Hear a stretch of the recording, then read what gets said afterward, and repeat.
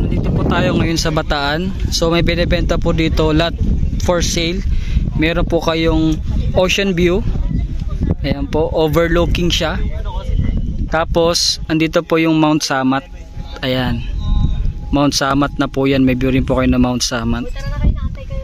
So ayan po. So ang property po simula dito sa pinagkakatayuan ko, tatawid pa po doon. So pupuntahan po natin ngayon yung access road na underdeveloped pa po. Ayan. Ngayon ang cut po nito ay 500 square meter. Kasi ang ano na Ngayon po at the moment yung road underdeveloped pa po ito, pero once na naayos na po tong road, dire-diretso na po yan, pati yung access road po sa mismong subdivided lot. Ayan po. So ang frontage po nito ay nasa 15 to 20 meters sa every 500 square meter. So yan po siya, makikita nyo yan yung ocean view nyo. Tapos may mountain view rin po dito. Ayan po. So ngayon may ipapakita ko po mamaya sa screen yung lot plan. May mga may na-sold na po dito. May mga reserve na rin po. So sa mga gusto po magpa-reserve, mag-PM lang po kayo. Mag-iwan po ako ng details dyan sa description tsaka sa baba ng video para maano po. So ito po yung makikita nyo sa lot plan.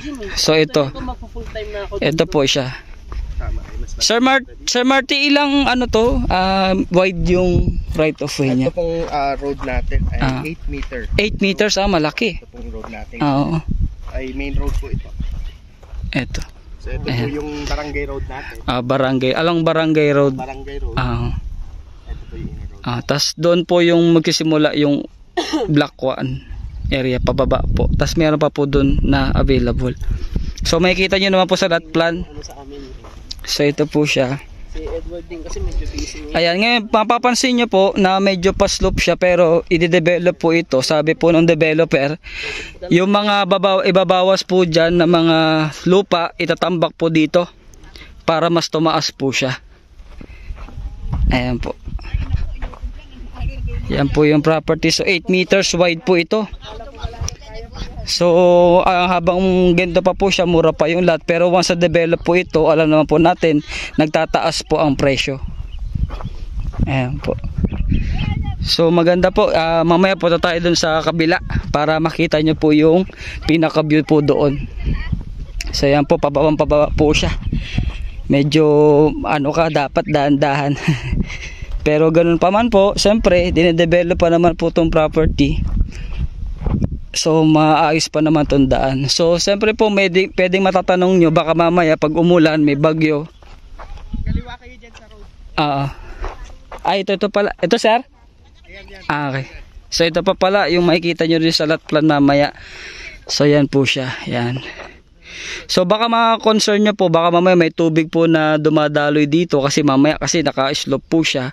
Pero as geodetic engineer saka sa ano, na find out po nila wala naman po tubig na dumadaan. Kasi makikita nyo po may mga puno, buhay po yung mga banana. May banana po dyan kung makikita nyo po. So hindi naman po ganun. So ito pa po yung isa sa mga area.